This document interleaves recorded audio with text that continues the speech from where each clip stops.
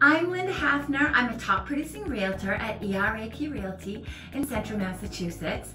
We are going to talk today about the process of selling your home. What home improvements are going to give you the biggest return for your investment?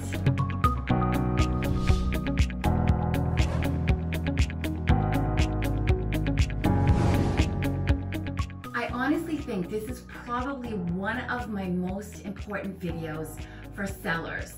And the main reason is because so many sellers really have a total misconception on the whole concept of putting money into your home and what you're going to get back. Now, as you can see on the board behind me, my glasses are fogging up. As you can see behind me, I have listed roof, and you're thinking, what, roof? Okay, I know that totally doesn't make sense, but this is the thing. It's only roof if you have a roof that only has 3 to 5 years left on its life. Okay, I'm going to explain all of this in detail a little later so that you can understand it, because it's just not cut and dry. It's not like if you have a $300,000 house and you put a new roof on it and you spend $12,000 on it, you're not going to have $312,000 in equity in your home. This is not how this works, okay?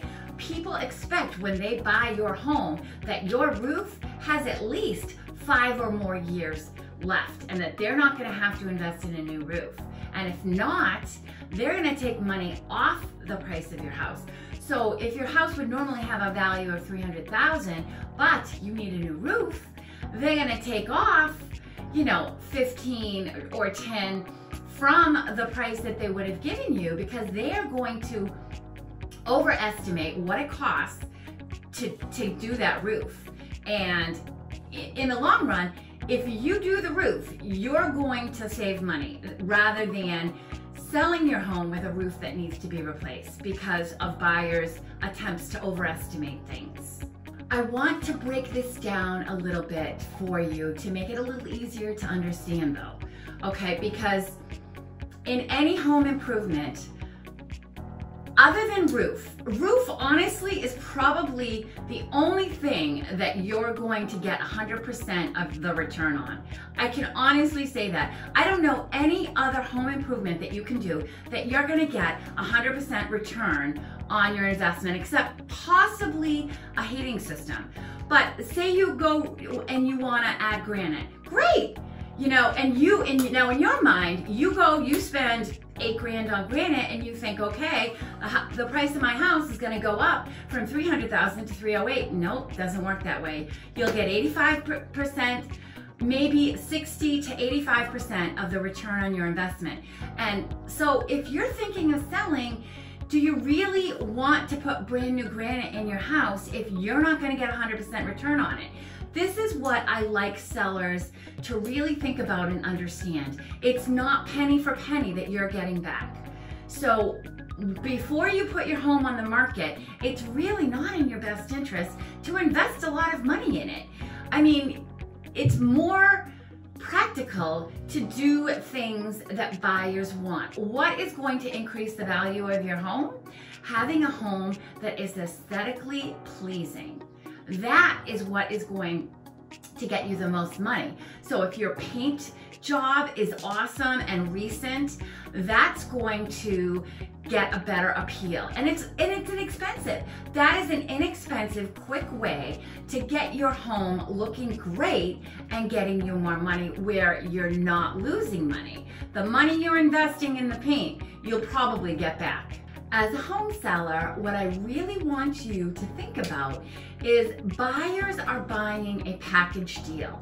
Okay, now I know you can go on to HGTV, Love It or List It is a good one for this, okay? They will renovate a home, they'll put and they show you how much they put into it and then how much it increases the value. And yes, 100% I agree with that philosophy. However, they're also marketing specialists who know what specific things are going to raise the value of a home before they go and doing this. It's a lot more complicated than just replacing granite in a kitchen. If you have an old kitchen and you just replace the granite and you expect a return on that, it's not going to work that way.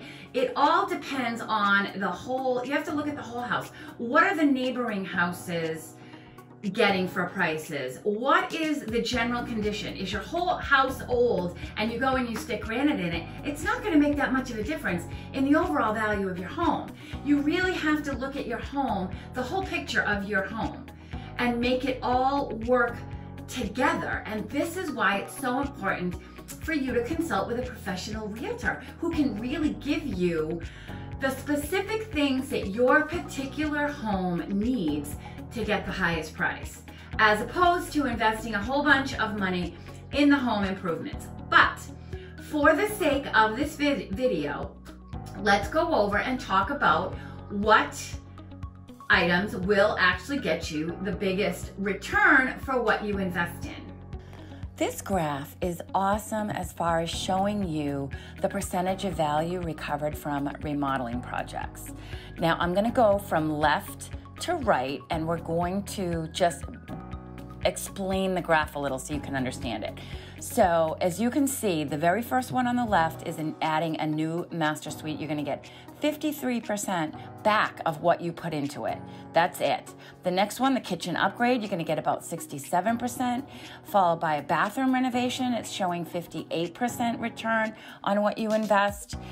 And adding a new bathroom is only 52%. That surprises me. I actually would have expected that to be a little bit higher. I don't necessarily agree with that based on what I see in the marketplace, but that's what their results were. Also, the insulation upgrade, they're saying 95%. I don't see that in the field. So I wouldn't necessarily be able to confirm that, but they're basically saying if you replace the insulation, you're going to get a 95% return on your investment. So I don't see buyers that motivated to pay extra for that insulation upgrade, but interesting. Next one, closet renovation, 57%. But as you can see, new wood flooring, you're going to get 91% of your return. Now that was on my list of one of the biggest returns that you would get if you invest in it. And then after that is the hardwood floor refinish, which is the purple one. It's almost up at the hardwood at the 100%. And then the heating replacement, 71%. That I think could be a little bit higher, honestly. I really think you sometimes can get up to 100% of the return on that based on what I see in the field on a day-to-day basis and what motivates buyers to buy homes. So just the infield versus just the general, what the NAR says, because this is a national average, what they're giving us. They're giving us national, and I'm seeing more of just Massachusetts. This graph is showing the return on investment for exterior projects. And I think the thing I really most want you to see here is that if you see the highest triangle, you will notice that that return on the investment, that's for new roofing, and they're claiming it's 105%. And I would say that's 100% true in Massachusetts. We get a lot of snow here, and that a roof is extremely important to buyers to have a safe and sound roof. So again, this is only if your roof does not have at least 3 years left to its life. So the good news about all of this information is that basically you don't have to, before you put your house on the market, go investing a whole bunch of money into home renovations before you put it on the market, unless your home is in severe disrepair. What you do want to do, okay, to get the biggest return are just some of the basics. Update your painting, make the front door look great, maybe update the hardware so that it doesn't look dated in the kitchen. I mean, kitchen updates is one of the things on my list. Yes, you do get a good return, but you don't get a 100% return. So do you really want to update your whole kitchen, or do you just want to kind of spruce it up, paint the cabinets, add new hardware, you know, maybe update some really old appliances if they're, you know, in need. Things like that. Just stick to the basics, talk it over with your realtor, and find out what items in your particular home make the most sense based on your neighborhood, based on your home, based on the whole picture. And then you can make smart decisions that are in your best financial interest. If you are thinking of selling in Central Massachusetts in the next year, please, by all means, reach out to me. I would love to stop by, take a look at your home, give you personalized suggestions based on your neighborhood, based on your home, and I can give you an idea of what your particular home needs to get the highest price and to get the biggest return on what you put into it. But in general, my suggestion to my sellers is do not invest a lot of money in your home if you're going to sell it. Unless you have unless you had a bought flip or something like that, which is a little bit of a different situation. So feel free to reach out to me, 508-942-7923. Subscribe to my videos and have a great day.